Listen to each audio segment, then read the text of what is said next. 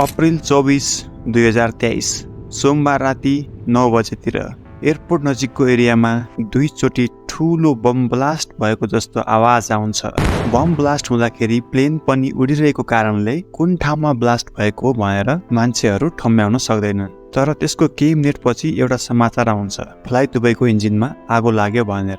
त्यसपछि सबैजना थाहा पाउँछन् कि त्यो ब्लास्टको आवाज त त्यही प्लेनबाट आएको रहेछ भनेर।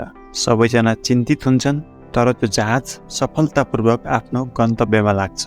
केही छिनमा एउटा समाचार आउँछ, काठमाडौँको आकाशमा त्यो जहाजसँग एउटा चरा ठोकिएको थियो। त्यसैले त्यो आवाज आयो र आगो लाग्यो। अब तपाईलाई लाग्न सक्छ, जहाँ चरो ठोकिएर कसरी आगो लाग्न सक्छ भनेर।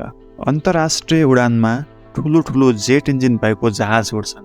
त्यो जेट इन्जिनमा टर्बाइन हुन्छ।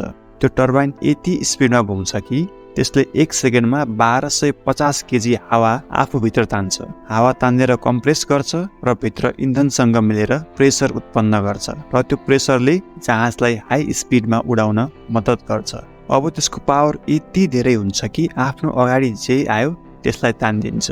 त्यो सामान्य चरा तान्न 1 सेकेन्ड पनि लाग्दैन। जब त्यो इन्जिनले हावा बाहेक अरू चिज भित्र तान्छ, जब चरा भित्र छिर्छ, इन्जिनको ब्लेड इम्ब्यालेन्स हुन जान्छ, जसले गर्दा मेसिन भाइब्रेसन उत्पन्न गर्छ, जसले गर्दा चरा त्यो हाई टेम्परेचरले जल्न जान्छ। त्यसैले गर्दा इन्जिन ओभरहिट हुन जान्छ र ब्लास्ट भएर आगो लाग्छ। त्यसैले प्लेनको इन्जिन स्टार्ट भएको बेला सावधानीले नजिक जानुपर्ने हुन्छ, नत्र आफूलाई नै भित्र तानिदिन सक्छ। अब भन्नुहोला, त्यसो भए त्यो इन्जिनको बाहिर किन जाली लगाउँदैनन् त भनेर। जाली लगायो भने इन्जिनलाई हावा तान्न गाह्रो हुन्छ, किनकि 1 मिनेटमा 1250 केजी हावा तान्ने प्लेनले कम हावा तान्न सक्छ र उड्ने सफिसियन्ट प्रेसर पाउन सक्दैन र त्यही कारणले गर्दा इन्जिन हिट हुन जान्छ। र यदि जाली लगाइहाल्यो भने पनि चरा इन्जिन भित्र त नजाला, तर त्यो जालीमा चप्किएर भित्र राम्रोसँग हावा जान दिँदैन र प्लेनलाई उड्न गाह्रो हुन्छ र इन्जिन एकदमै हिट भएर ब्लास्ट हुन सक्छ। त्यसैले एयरपोर्ट नजिक चरा नआओस् भनेर एयरपोर्ट नजिकै कुनै पनि रुखहरू हुँदैनन् र एयरपोर्ट भित्र